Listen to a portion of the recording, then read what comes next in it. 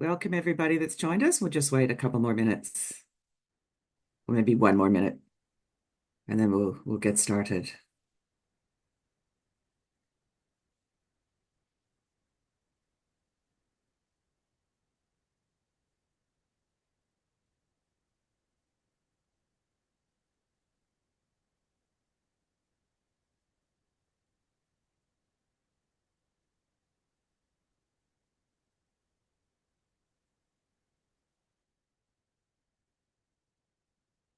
Okay. Well, I think I'm going to start, and I'm sure people will start to join as we go through. But yeah, so welcome everybody to this session, sort of bright and early on a Monday morning in Stockholm, wherever you're joining from. As I said, it's morning here, but I know some of you maybe afternoon, maybe evening. But welcome. We have a really rich discussion planned for today. We want to share with you, but then we want to engage you and get you involved in the conversation a little bit later on when we open it up for Q&A and have that discussion with our panelists. So to introduce myself, my name is Alison Baker, and I'm the fund manager of the Australian Government funded Water for Women Fund. And it's a fund that's been running for about 5 years, looking at water, sanitation, and hygiene, with a particular focus on gender and social inclusion and sort of building climate resilience. And we're one of the co-collaborators for today's session. So to kick off, as I was planning for today, I was sort of asking myself a question. I'm going to sort of pose the question to everybody else here. Why are we actually needing to talk about effective management of menstrual health and hygiene as something kind of new and emerging? Approximately half the population actually deals with it on a monthly basis. It's a biological process. And shouldn't we really have done this a long time ago? And the answer to all those questions is, yeah, we probably should, but it hasn't happened. So that brings us here today to really explore this issue. I think it's finally being recognized as something that's actually core to water and sanitation. It's not a peripheral issue at all. So and looking at how, when we look at sort of menstrual health and hygiene, that impact with climate change as we go forward. So that's the title: Too Much or Too Little Water, Systems Change for MHH. So it's not just about periods, but it's the whole system in terms of delivering menstrual health and hygiene. So over the next hour, we're going to hear some different perspectives from different parts of the globe, sort of Africa, Southeast Asia, the Pacific, coming from sort of different perspectives, but there's a lot of common messages that start to come to the surface when we actually do that. But it also helps us really understand that complexity. When you start to look at menstrual health and hygiene, there's a number of different things that you need to actually explore, understand, institutionalize, so that the whole system actually works. And we'll bring out a lot of that over the next hour. So I'm actually going to leave it there, and let's get into it. Jo Mott, who's the Gender and Social Inclusion Advisor in the Water for Women Fund, she's going to kick us off and sort of set the scene with some of those issues, and then we'll move on to the speakers. I'll actually introduce the rest of the speakers as we go along. So welcome, enjoy the session, and as you're going along, please put questions into the chat. And we'll get back to those towards the end. And like I said, we look forward to you engaging in this discussion a little bit later on. So over to you, Jos.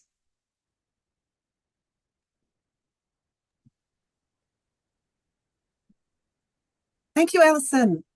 Hello, everyone. Welcome. I'm Jo Mott, as Alison said, and I'm the GEDC Advisor, Gender Equality and Social Inclusion Advisor on the Water for Women Fund Coordinator team.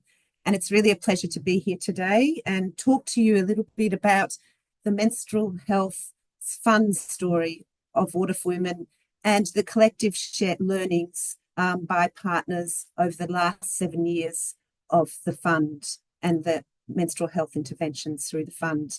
As you may know, Water for Women works in 16 countries across Asia Pacific with 10 CSO partners, one of whom will be speaking today, CFAR India, and 5 research partners. So as you can imagine, there's a lot of learning to share from our partners who work in such a diversity of contexts. And this is why we're really excited to be launching our new learning brief on menstrual health in collaboration with IDE and Sagana, and of course all our partners who've contributed to this. We're launching it this World Water Week, and it's called Menstrual Health, the critical cornerstone for community and climate resilience. So we'll share more about this brief at the end of the session. So hopefully stick around for that, for accessing this brief. But for now, I'd just like to touch on a few of the high-level learnings from this learning brief. Next slide, please, Erin. So yes, as we know, the current state, and which Alison talked about, the current state of play of menstrual health, or lack of, in the world today is still desperately limited. And there's a number of drivers because of this. There's the lack of awareness, poor product access and choice, inadequate facilities, and lack of options for safe disposal, harmful gender norms, and gender inequality all contribute to this insufficient support for greater menstrual health and equity. And we're learning more about how climate change exacerbates menstrual health challenges through water scarcity, water pollution, and other climate hazards, which disrupt supply chains and also deeply damage wash infrastructure and services. So, and we know that improved access to water, sanitation, hygiene, to wash is absolutely crucial for menstrual health. But we're starting to learn much more about why cross-cultural, cross-sectoral collaboration and having a much stronger systems approach is so critical for resolving underlying problems around access and quality of wash services. And of course, as ever, resourcing is absolutely critical. And the more menstrual health is understood as a climate resilience issue, the more likely we will be able to integrate it or have it integrated into climate financing plans well into the future. Next slide, please. Okay, so without doubt, if we don't have resilient people and thinking about well-being and resilience of the people and communities, it's very hard to have climate resilience and climate resilient solutions. And this is why community resilience is so critical to climate resilience, and menstrual health is absolutely underlying that for a significant proportion of the community. So how is community resilience important? It's through menstrual health. It enables a meaningful participation in education, work, social activities. It contributes to physical, reproductive, and mental health outcomes. It strengthens security, safety, and also contributes to greater gender equity. These are all critical ingredients for community resilience. Next slide, please. Okay, so I'm just going to quickly, in the last couple of minutes I have, just really highlight the 5 key successes and enablers that Water for Women partners have identified over the course of 7 years of their menstrual health interventions. The first is around engaging men and boys. So while women, girls, and gender diverse people who menstruate need to always be at the centre of menstrual health interventions, men and boys can and should play an important role in shifting harmful norms and being role models to other men and boys. Secondly, greater product choice. Recognition of this is becoming increasingly important because access to affordable and appropriate menstrual products is critical for safe and dignified menstruation. So really looking at, what are the issues around disposable, reusable, and biodegradable? And context is everything, of course. Thirdly, contextualizing menstrual health messages. So developing appropriate and people-centric messaging on menstrual health that is responsive to local cultural context has been critical for reaching diverse groups of people. And underlying this, having a strong GEDSI approach to behaviour and norms change has played such an important role in this. And this is something that underlies all our partners' work across the fund. Fourth point, more explicit focus on menstrual waste disposal. So over the life of the fund, partners have increased their focus on waste disposal and management systems that make that make waste a central component of gender responsive infrastructure. And while still an emerging area for partners, this approach aligns with broader WASH programming for creating more climate resilient WASH services. Lastly, moving beyond just periods. So taking a more holistic approach to menstruation and contextualizing it is central to health and well-being rather than just a hygiene issue has enabled partners to really tackle menstrual taboo that periods are dirty and reshaped our understanding of menstruation as connected to broader health, equity, and resilience outcomes. Next slide, please. Now, these are the challenges. There are always challenges, of course, and these were challenges that were identified by partners and exist at the structural, thematic, and program levels. But unfortunately, I don't have time to really go through them now, but you will be able to find out much more about these when you get to your chance to read the new learning brief. Thank you very much, and I hand back to Alison.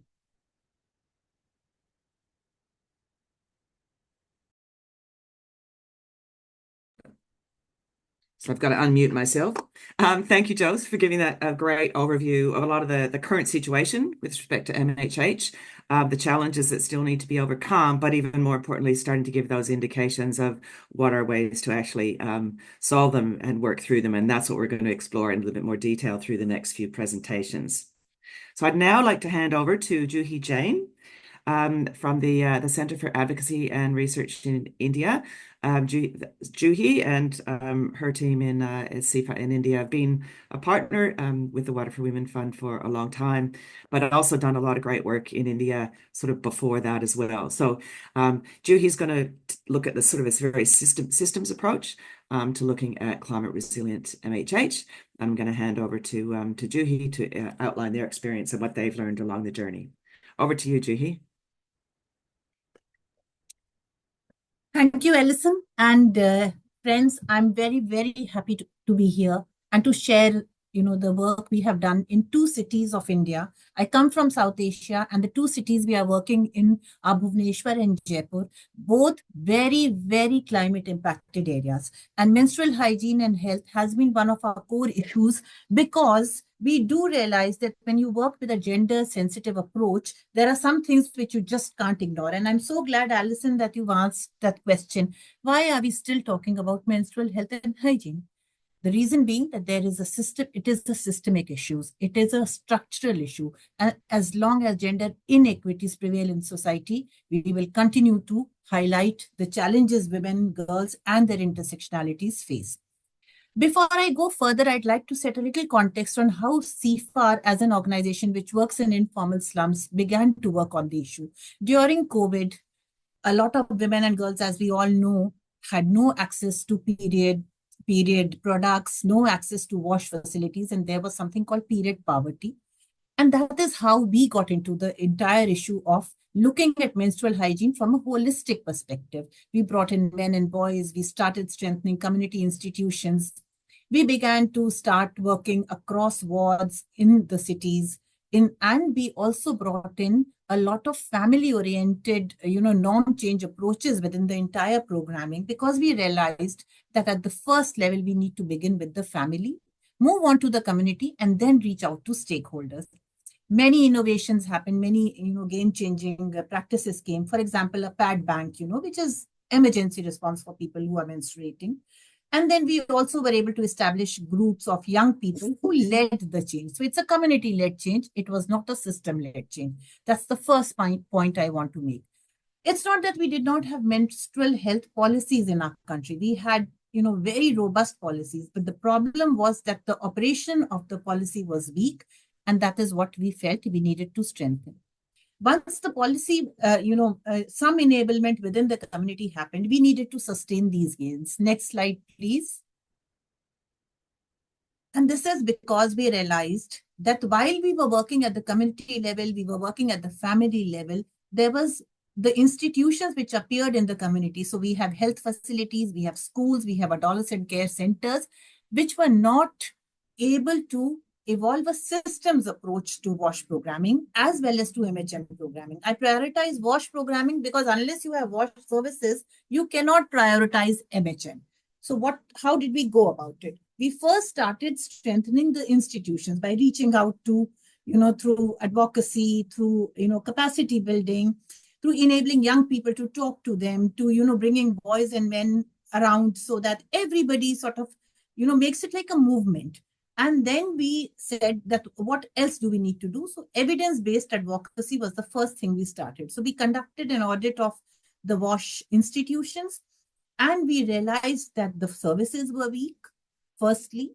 Then we also realized there was no single institutional anchor, and adolescent development and menstrual hygiene, which is very closely related, was being looked upon as a silo, which was only, the responsibility of, say, the Women's Empowerment Department or the National Health Mission was looking only at health.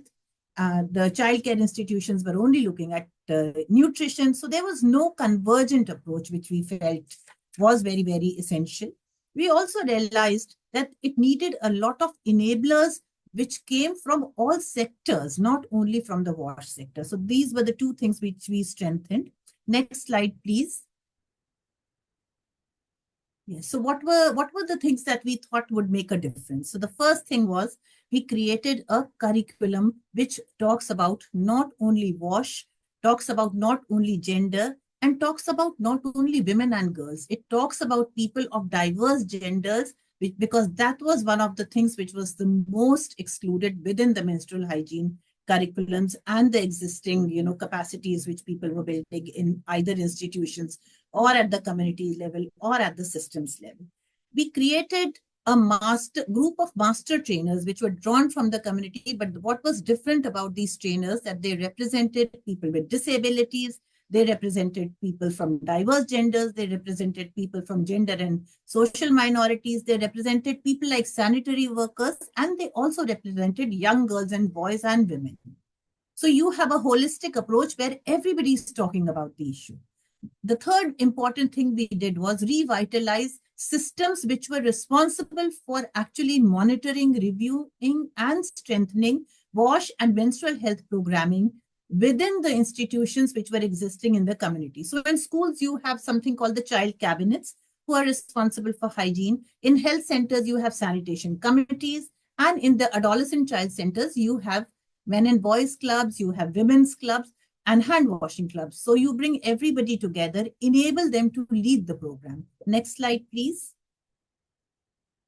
And last and not the least, within the WASH system, you do not look at menstrual hygiene as a vertical. You look at it as a code. So for system strengthening, it is very, very essential that you do not, look at menstrual hygiene as a siloed approach, focusing only on hygiene, or focusing only on women, or focusing only on girls, or now focusing only on diverse genders. So you place it within the core WASH context, and you say menstrual hygiene is core to WASH, because how can you leave 51% people out of the entire WASH infrastructure or services or enablement? And then for this gender intentional programming, we did a lot of things. We improved access to information, improved access to gender inclusive facilities, which included toilets where, trans people can actually go. And we gave an informed choice of products. So you do not use only a sanitary pad, you do not use only a cloth, you do not use a menstrual cup. But if you have a range of products, you can make an informed choice. So the agency of controlling or to, enabling menstrual health lies with the user.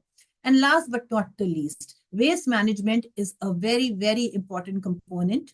And that comes from the fact that we are only looking at either sanitary pads or we are only looking at awareness. So the discourse had to be shifted from looking at very small things like access to products or access to WASH or to access to awareness. You need to look at an inclusive approach, which is across the menstrual value chain. So you also look at awareness, you look at product choice, you look at infrastructure, and you look at waste management. And the last slide, in a very small, way, I'm going to share what we were able to do in a small school CFAR was tasked to look at schools and strengthen menstrual hygiene, where we revitalized the child cabinet, enabled them to look at not only education and awareness but also product.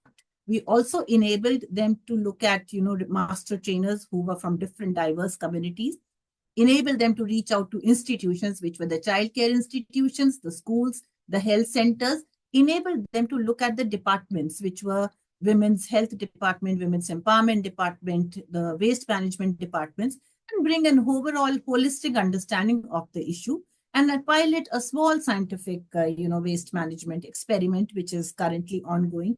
And we hope to get good results from that. These are some just numbers, and numbers don't really tell the story.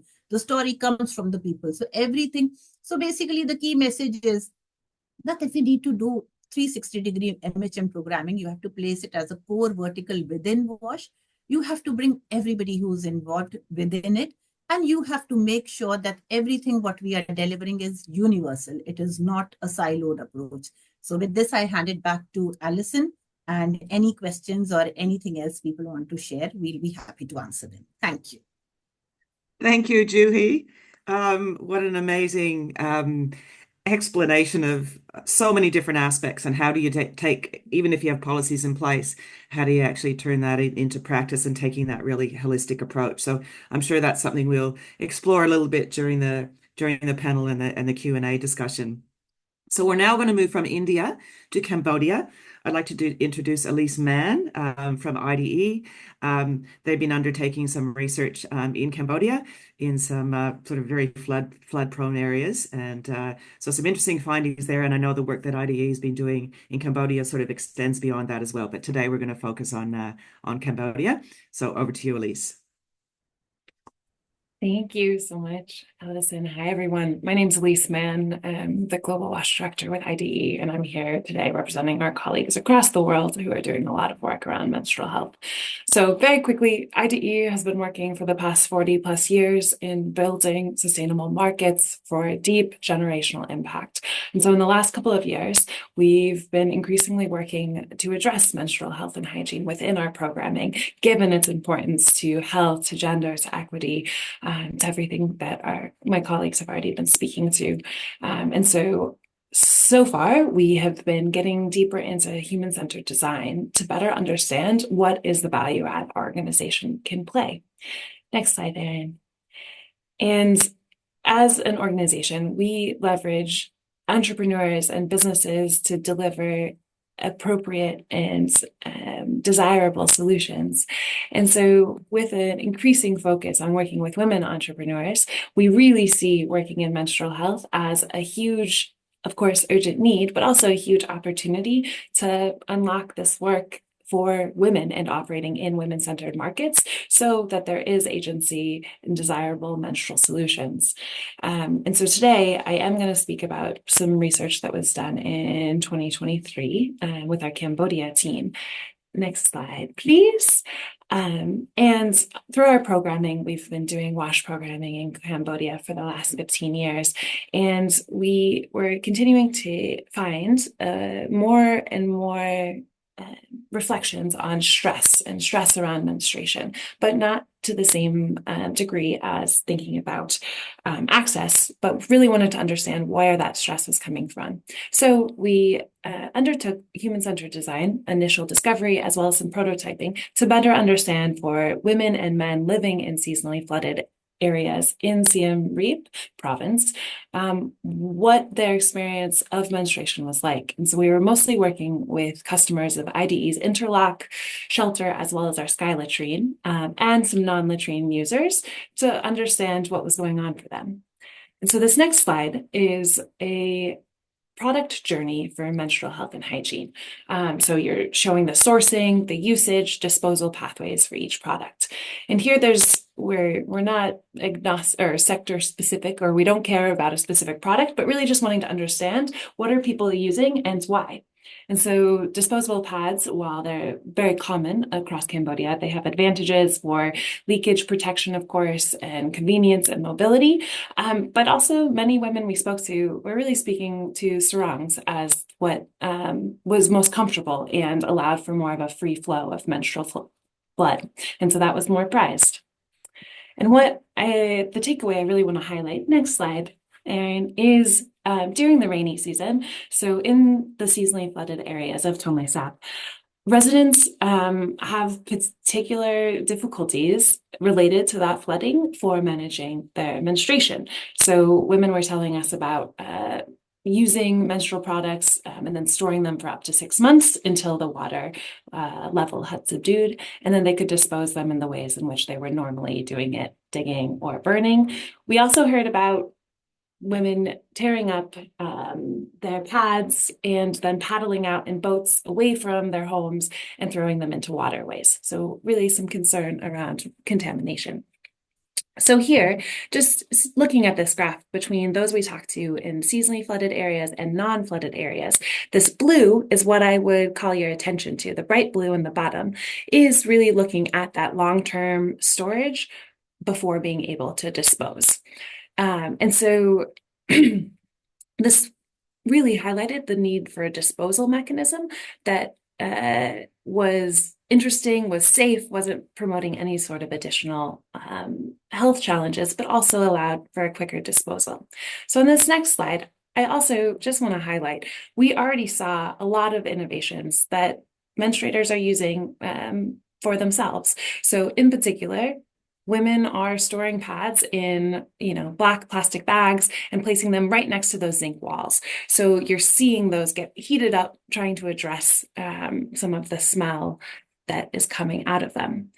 And then secondly, we know that beyond the flooding and the presence of behavior, we also learned a lot about menstrual beliefs and different norms associated with what one was experiencing during their cycle. And in particular, I wanted to call out these two ones of beliefs that the body is cold during menstruation. And so one shouldn't be making it colder. And because of that, you shouldn't be drinking cold water or colder drinks. And there's a strong linkage there for heat and heat stress and exacerbation of that care. So what we're doing, next slide, Erin, is really wanting to continue to keep climate as a part of the conversation. So we know that climate should be a consideration in all of our programming, and that the challenges that are faced by women, girls, other menstruators are multifaceted. None of us could talk about it in just 7 to 8 minutes in terms of those experiences, but wanting to think not only on the product side, but also in addressing health risks that are associated throughout the whole process. Some other practices we heard, well, not specific to disposal, but were around the types of medications that women were taking to deal with pain and where that information was coming from. And so thinking about those norms and health behaviors around menstruation that will be exacerbated by climate. And then also, how do we continue to think about integrated programming so that we're able to reduce stress and really allow women and other menstruators to have agency and choice and informed choice, like Juhi was just speaking about, for making the best choices for themselves in rural Cambodia and everywhere. And back to you, Allison. Thank you very much, Elise. And as you say, it's very challenging to capture so many of those different practical realities that so many women and others face when dealing with menstrual health and hygiene issues in that sort of Cambodian context, that flooding context, but also all the innovations and stuff that they start to actually sort out for themselves to try and address some of those challenges and some of that innovative thinking. But how can we actually all work together to contribute and help that as well? And again, sort of building on that role of the private sector as well. So well done in sort of capturing so much in a short space of time. So Cambodia, we looked at that sort of very sort of flooded area. We're now going to look at what happens when you have too little water. So I'd like to introduce Adisu Mashasha. He works for Splash International, Behavior Change and Partnership Senior Manager, and he's going to outline some of the experiences that they have had in Africa when there's too little water and you're trying to undertake menstrual health and hygiene. So over to you, Adishu. Thank you, Alison, and thank you. Welcome everyone for this important session. My name is Adisu. I work for Splash International. We at Splash, we are focusing on we're child-focused and urban-centered organization. We have reached more than 1.4 million kids in 7 countries since 2007, but now I'm focusing on our intervention in Ethiopia. Next slide, please. Yeah, we at the Splash School Wash, we are focusing on providing of water storage and water filtrations for drinking and hand washing stations for hand washing services, which is color coded as blue one for drinking and orange for hand washing. As part of the project, also the government also allocate budget for sanitation construction, while Splash provide the design child girls friendly sanitation designs, and also the software components, like we provide trainings and skills for students, teachers, janitors, operation maintenance officers, school management, and go on. So this will enhance the school wash activities. Next slide. Yeah, just to inform you about Ethiopia. Ethiopia is the second most populous country in Africa with 126 million population. And Ethiopia is also considered as water resource abundant country, but at the same time, it's also a water stress country due to population growth, natural resource degradation, and climate change. And as a result, 80% of the population don't have access to clean water, and it's also reflected in schools based on the UNICEF studies. 60% of the schools don't have sanitation services, 94% don't have basic hygiene services. So Splash, as you see in the next slide, Splash is focusing on Addis in Bahar Dar and 2 cities, but Addis with 5.2 million. The public school population has around more than 600,000 kids. So Splash intervene in all public schools, providing wash services and MH services. Just to inform you about Addis, some studies indicated that the water service, the supply covers only about 40% of the daily demand for the city, and 33% of the schools only have reliable access for water. So at Splash, next slide, we provide them water storage for 3 days and also services. In particular for MH services, our vision is to enhance, to create a program that is conducive for girls with physical and social condition services, and to empower girls to manage their menstruation with dignity. So as a result, we have different packages of services. We provide them we target parents to engage them with parents so that they have very good conversation and support for their kids. We have age-appropriate trainings and curriculums for girls. Those girls will also be mentor for younger girls. We also target boys to be alliance for girls, as informed earlier. The infrastructure aspect together with the government is also an aspect, and also digital support for girls, like the animation for boys and girls, and also an application apps for teachers to be as refresher trainings. Next slide. Yeah, in terms of the sanitation facilities and the water services, we provide them for water storage for 3 days, and the girls-friendly sanitation facilities, which be built by the government. That the 3 days is based on our assessment that we conducted earlier, that most of the schools don't have water service for 3 days. So the water storage is just fulfilling that gap. Next slide. Yeah, we conducted an assessment on the water scarcity and its impact on our program. Although there are infrastructures on the baseline, 55% of the kids, the girls don't want to use their sanitation facilities. And of course, it has changed to 44% during the midline.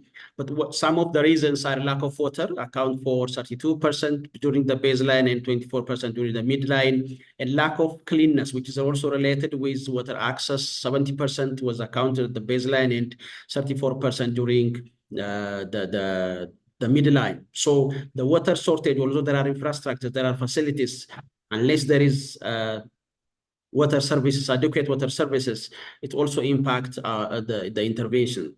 Next slide. So as a way forward, we are focusing on, the infrastructures doesn't alone provide the adequate services, so there is a need to work on that. And there is also equal emphasis should be given for operation maintenance services. Unless the services are functional, that's also a problem. And collaboration among stakeholders at local, regional, and global level also very important to address these issues. And finally, the next slide.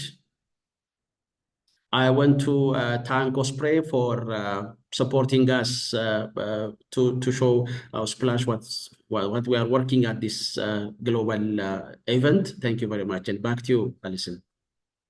Thank you, Adishu. And yeah, thanks for Juhi sort of mentioned a little bit, sort of very briefly, some of the work that they did in schools, but schools are such an important part of the MHH story. So thanks for sort of expanding on that.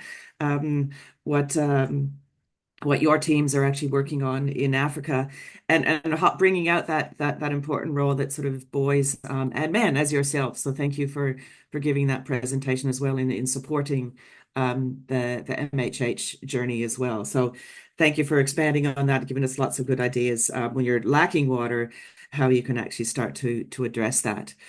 So I think we've heard some really, really sort of rich sharings, experiences from, as we said at the very beginning, from sort of a whole range of different perspectives. I think now I'd like to sort of open up to Q&A. If we can, my tech team in the background can get all of us on the screen. That would be great if we can sort of drop the presentation shortly, or we can just leave that there and go along the side. So if anybody does have any questions, please feel free to put them in the chat. Or anything that you would want to add to the discussion. I think what's really clear out of today's conversation too, there's many people now starting to work in this space, and that is our challenge, is to actually keep building that whole network that we're actually building on. So regardless of context, country, there's things that we can actually share. So join in the conversation if you have any questions to share, but I'll sort of maybe kick off building on what sort of Adishu and Juhi were started, and then I'll come back to you in a moment, Elise. But that sort of whole institutional part, Adishu, you looked at sort of schools, but you really expanded on that whole need to build the institutions. Juhi, what else can we do to actually build the strength of those institutions in terms of just making sure that MHH is an integral part of that? You highlighted that, but just sort of expanding on that a little bit further. Yes, thank you, Alison. There is a question from Angie, and she wants to know something more about the pad banks and how the mechanism can I'll come back to that in a actually minute. Yeah, help. great. Thank you. Yeah, so two things. To strengthen institutions, I think it is very, very important to move beyond sensitization and to recalibrate the institutional arrangements. So there are, like I spoke about the child cabinet, just to give you an example, it is mandated by law under the right to education. The child cabinet is responsible only for wash and sanitation, but also to bring them into monitoring of wash services, auditing of wash infrastructure, as well as to speak to the enablers, which is the various sectors who are looking at health or nutrition or women's empowerment, to put the entire wash and MHM programming into a framework of rights and responsibilities. I think that is very, very critical. That is another approach too. Secondly, when we are speaking to men and boys, or speaking to diverse genders, or to speak to women and girls, you have specific strategies which cater to specific sectors which they can address. But you also need to have a comprehensive and an integrated approach where they talk to each other so that they understand about each other. This is the second thing. And if this is the time to actually also talk about the pad banks are catering to people in emergency. So you have a community where you have accessible period products, and anybody can come to you and ask for them. If you do not have the money, they are given free, because it is very important that you do not give everything free, but also at the same time you do not make the money a criteria for accessing a product. So this is how we have been able to sustain it. Everybody contributes whatever little they have. If they have 10 pies, they'll contribute 10 paisa. If they have 5 rupees, they will, put 5 rupees or 10 rupees. And you use that money to buy pads. You use that money to give it to people who do not have money or who cannot afford a pad. That is how that enablement comes. So it is a community-centric approach where everybody looks after each other. Excellent. Thank you. Thank you, Juhi. You covered a lot in those answers, and I really like one, that really community-centered approach, but how that needs to sit within the overall sort of institutional structure as well. And I think when we were prepping Adisha, you had an example too, I think even at that institutional level, in terms of how some of the standards actually were rolled into the Ethiopian context. Do you want to expand on that a little bit?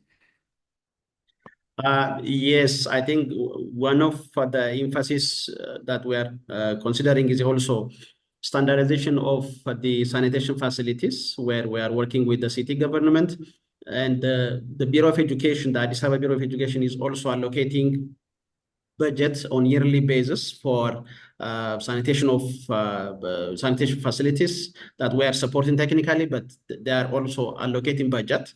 And pad drive, we are collecting pads from parents. Each school will collect pads, so that will maintain ownership for the parents, for the kids, and it will also be sustainable. And also at national level, there is WASH task force and MH task force under the Ministry of Health, which will doing a very good job in also in reducing tariffs for MH products and enhancing local manufacturers and local production such. So these things also enhancing the institutional undertakes in the MX sector. Excellent. Thank you. There's so many it's all those little pieces and how they fit together. Do you have something to add to that, Elise? Or Yeah, just to jump in, Adesio, what I really appreciate about that and in what we've been talking about so far, right, is the role of all of these different institutions and how to make sure that they're coming together. So I think from IDE's orientation, we're really focused on thinking about entrepreneurship, the private sector, like making a case for continuing to drive a wide range of products and services so that there is informed choice, and so that can complement the advocacy that's happening, the focus on the community, thinking about education in schools and health centers, and what does it look like to make sure that we're complementing that through the private sector, but also incentivizing it. And I think that can be tricky when sometimes, at least from my perspective, it feels like MH work can be really siloed out, and thinking about how we all come into this space and continue to build on that work. So IDE started thinking about some of this because, increasingly desludging toilets was a challenge because pads and products were being emptied into sanitation facilities. And so how do we continue to connect all of these things if it's sitting under Ministry of Health or Ministry of Water, and continue to all be working together towards the same advocacy goals? excellent. Yeah, Elise. So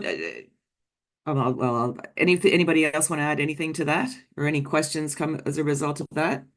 Otherwise, I'm going to go back to Elise for a moment and just explore a little bit further in terms of all that great research that you did and all that rich sort of data. What's then happening with that research? And I think you probably alluded that into what you've just said now in terms of building that much more holistic approach. But if you just want to expand on that a little bit more, that would be great. Yeah, thanks, Alison. So I think two different things I would highlight for what we've done with this research in 2023, so last year, is thinking about just immediate integration into key messages. IDE works with sales agents in Cambodia that are going door to door, that have relationships and are from the communities that we're working in. So making sure that in addition to talking about larger WASH products and services, they're also talking about menstrual health, and just including some of those key messages in addition to with community members, also with some of the trainings that we do with local government. And then the second piece is because this really did highlight such a disposal challenge for us, thinking about ways to integrate menstrual health into our solid waste pilot, which is a new area of work for IDE, continuing to build out the need for solid waste across Siem Reap province, not just for menstrual health, but making sure that we can integrate menstrual health into that solid waste challenge as well. Fantastic, thank you. And it does really sort of highlight the importance of that research, doesn't it? You need some of that base information, and then you can actually build from that. So, additionally, I'm just going to sort of draw out a little bit more, just what in commenting in terms of your roles as being here today, sort of as a man, sort of speaking very comfortably sort of about this. You touched on the boys in schools as well. And I think that really kind of clearly demonstrates there is a role for men and boys. Do you want to just expand on a little bit some of the things that you maybe talk to the boys about in terms of how they can support the girls in their classrooms, and maybe from your own experiences as well. I'll leave that open for you just to expand on that a little bit. Yeah, boys in schools, they have misconceptions. There is taboos and cultural issues, so they are not in a well you know educated or informed about MH. So there is misconceptions. So through the gender clubs that through in the schools, they become more aware about their body and also the functions, the biological aspect, the social aspects, and they become more alliance to the girls. So in our assessments also, the teasing and other misconceptions has been reduced from time to time, and they become more alliance for the girls. And that's also included with engaging the mothers, and the mothers somehow they are comfortable to discuss with girls but not with boys. So that information through the boys and through the mothers have been going to back home and become an issue, an agenda at household level. So that will also enhance the awareness and the collaboration, and bring a change on MH aspects. Excellent, thank you. And because we have an Indonesian colleague on the line, I'm going to just add a little bit to myself to that. I saw very, very similar situations in Eastern Indonesia, where they use some of the clubs and stuff at the schools, and the boys and the dads talking very comfortably about MHH through that education process and understanding, so they could be supportive. In their roles. They don't necessarily need to know everything. Oftentimes what you teach the boys is different, but that they can be very much supportive. And so I just thought I'd pass that along to an Indonesian colleague that's on the line as well. So a lot of these things can be applied in a range of different contexts, but obviously need to be adapted to some of those different cultures. But there's definitely, that's a good solution in terms of the way through. So if there's no other Can I say one quick thing on that? go for it. Yeah. So I think too, like with everyone on this call, I would challenge all of us to think about how we're talking about it with our colleagues too, even before we think about community programming. Erin Mercado, who's running tech for us, she and I have done a bunch of interviews across IDE's offices. And I think one of the things that was most interesting was talking to a bunch of our colleagues, many of whom are male, about where they started learning about menstruation, or, wanting to bring in their wives or their sisters or their nieces. And I think for that has been a really humbling experience for me too. And just thinking about like, how do we continue to do the work of like my social and cultural context is going to be different as it relates to menstruation compared to a bunch of different people that I work with every day, which is a real privilege. And before we can have some of these conversations in some of our programming, how are we making sure that we're having those conversations within our teams too? And Yeah, Alison, that's if a I really, could really just good point. Just, yeah. sorry, just add to that, because yeah, absolutely, Elise. And it's fantastic to hear these different threads coming together. But I would say so much, and particularly what you were saying there, Elise, depends on that transformative thinking and really, really working on transforming ourselves and holding ourselves accountable, and also thinking around how to support that transformative thinking and leadership. So very much what Adisu was talking about, where thinking about how people break that mold of all that cultural norm of you can't speak to someone of the opposite sex about that issue, and how do we break that down? And often it depends or requires this transformative thinking from different leaders and in the institutions, because that's where the change happens. And resources and budgets and planning depends for climate resilient menstrual health and WASH depends on that transformative thinking to really push that through and drive that allocation. Thanks. Yeah, thank you, Jos. Yeah, Just to interesting. add a few. Yeah, no, did you? Yeah. Yeah, I think first we have to change our service, and because unchanged change agents will not do much. And it's also a journey when we teach teachers, students. It's a journey.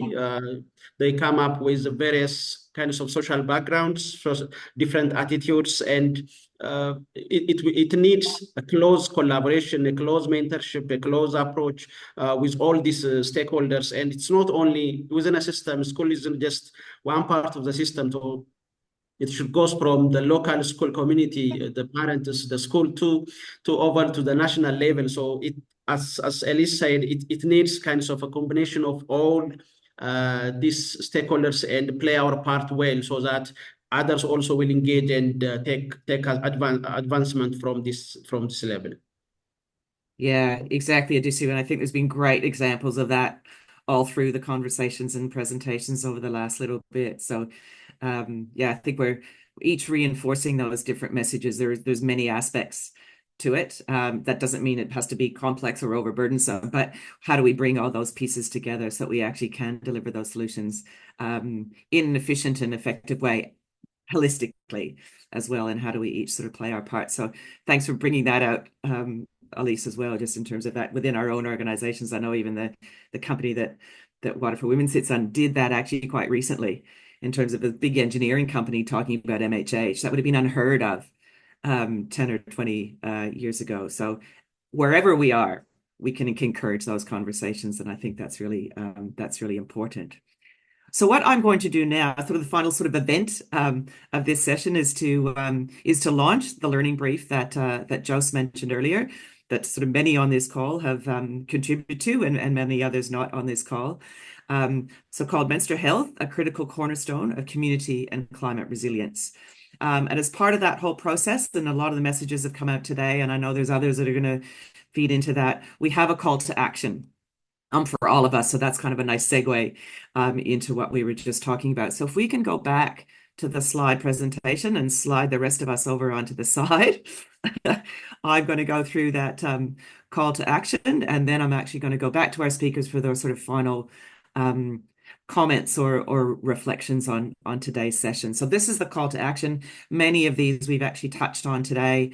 If any of you on the call are working in this space, I think you'll start to they'll start to resonate with you as well. So I'll just go through these. And so this is what we collectively wanted to actually try and do. So first of all, include MHH in the climate policies and financing plans to ensure appropriate budgeting and resource allocation.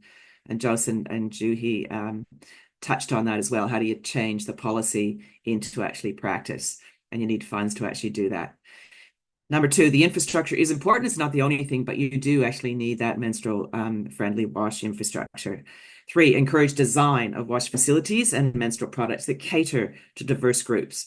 And Juhi sort of touched on that as well. Number 4, strengthening the systems. That's been a big emphasis through all of the discussions. So strengthen systems to improve access and strengthen systems to improve access to and provision of appropriate MH products and safe disposal mechanisms, both personal and environmental. Ali sort of touched on that as well, as did Juhi. Working to shift harmful social norms that perpetuate stigma and taboo about menstruation. And they're in so many different places, including in places where we might not even expect them to be. So how do we start to get that transformational mindsets? Number 6, improve availability and access to information about menstruation for diverse groups. Not just women, but those broader diverse groups that have slightly different needs. How do we actually bring that together and make sure that they're actually part of those conversations? And as Juhi said, but they also interface with the other groups that are actually around them. So there's diversity, but they're bringing that diversity together so they each understand how the whole sort of system fits together. Integrating MHH considerations into disaster preparedness and response plans and environmental impact assessments. That pad banks, looking at that humanitarian response, is an example of that. And I'm sure there's more that we will develop as we go through. And I think COVID-19 really brought that home to many around the world. Number 8, investing in monitoring, learning, and research on the intersection of climate change, WASH, and MHH for evidence-based interventions. The work that Elise is doing, that research in Cambodia and building on that contributes to this whole body of knowledge that we need to continue to build. And I think that we all had that instinct that MHH and climate change were definitely linked, but I think over the last little while we've been able to articulate that link much more strongly. And if to have sort of climate and community resilience, you need that MHH issue actually effectively addressed. And finally, which is what we've sort of been talking about again all through this, strengthen cross-cultural collaboration and multi-stakeholder approaches that support locally led solutions. So I think all of those call to actions are very real, having that, working through the conversations today. What can we do to contribute to one or all 9 of them? And that'd be great. That's looking at that real holistic approach to delivering effective MHH. So what I'm going to do now is hand back to each of our panelists for a very short, if they would like, what's that key takeaway message that you would like the audience to have from today's session from your perspective? So we'll keep it short and sweet. We're nearly on time. So we just have a couple of minutes left, but I wanted to give the final word back to all of you who are very much deeply involved in this whole area. So I'm going to start with you, Adishu, because you're the next on my screen, and I'll go to Elise and then Juhi and then Jos. So over to you, Adishu. Thank you, Alison. I will emphasize on the collaboration and partnership of among stakeholders at local, regional, and global level to address all issues. Great. Thank you. Over to you, Elise. Yeah, I think for me, I'm just really appreciating and thinking about what all our roles can be and continuing to transform these systems from all of our different perspectives. Great. Thank you. Juhi.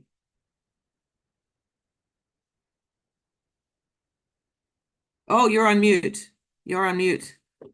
Sorry. So I'm saying thank you, Alison. The call for action is actually a continuum which starts from, comes together. And my key message would be that climate resilient and gender intentional MHM programming, it requires a continuum between policy, program, and action. And this has to be led by an institutional stakeholder as a key pivotal exemplar. And I think that is what is necessary. Excellent. Thank you. Yeah. And finally, over to you, Jos. I'm just reflecting on all the deep insights from the co-panelists today, and just from the insights to the learning brief, which is up on the screen now. But just to say, menstrual health and equity, to address that meaningfully requires deep systems changes, as Juhi was reflecting on in her presentation. And systems change depends on going deep around norms change as well in a way that does no harm. So that's, that would be my takeaway around, and how everyone is responsible, just echoing what Elise was saying. Thank you. Excellent. Thank you very much. So I'd like to take this time now to thank all of our speakers for one, that rich conversation, but all the presentations and all the work that you've actually done to date. Please go and have a look at the menstrual health learning brief. As I said, the QR code is on the screen. We are going to have a very sort of shortened version. So if any of you on the call are actually in Stockholm on 10:30 at the Australian booth, we're going to have a little sort of a brief session on this, but it gives you a chance to meet some of the speakers in person if you are here. But again, thank you to our speakers. Thank Sorry, you. Alison, Yeah, that's 10:30 on Tuesday, is that right? I thought it was Wednesday. Wednesday, sorry. Yes, Sorry. Wednesday. That's what I wrote Wednesday. down. Yeah. Okay. We're all a bit confused because everything started on Sunday. But no, it's a Wednesday at 10:30. And but yeah, there's the learning brief there. This is just one piece of work. I know there's a lot of collaboration sort of happening. So let's continue to build those networks, create that link between MHH and climate change. But really, I think just work on that call to action. Work out where you can actually contribute to this space and have those conversations. So I'm going to finish there. Thank you again. Thank you for joining us this morning in Stockholm or from wherever you are. And please reach out. We're happy to answer questions or have further discussions as we go. So thank you very much, everybody.